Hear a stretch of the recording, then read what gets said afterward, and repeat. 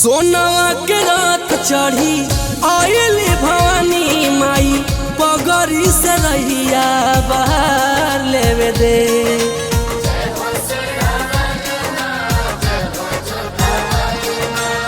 सोनवा के रात चढ़ी आयली भवानी माई पगड़ी से रहिया बाहर लेवे दे। रुक रुक रुक तनी सुनाए मलिनिया मैया जी के आरती उतार लेवे दे।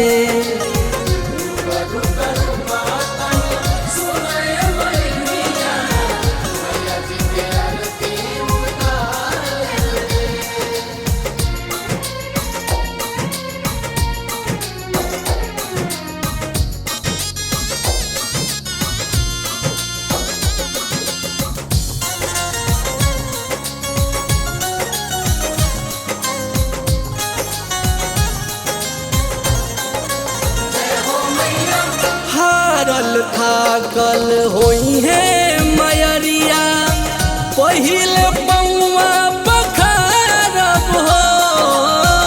आरती के थाली सजाव हाली हाली मैया जी के नजरी उतारब हो।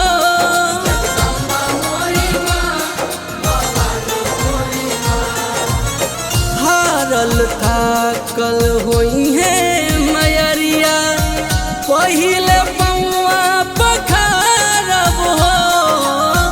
आरती के थाली सजाव हाली हाली मैया जी के नजरी उतारब हो।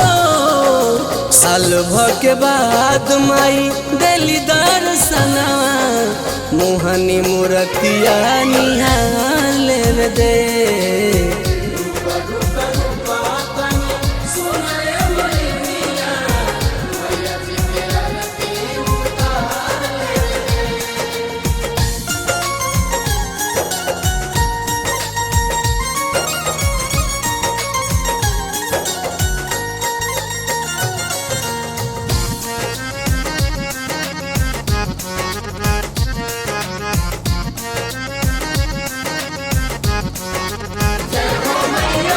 नौ दिन रात सेवा करब मतारी देई त चरनिया के धूल हो।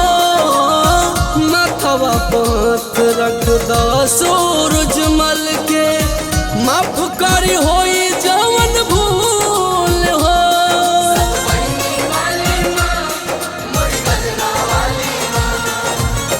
नौ दिन रात सेवा करब मतारी देई द चरनिया के धूल हो।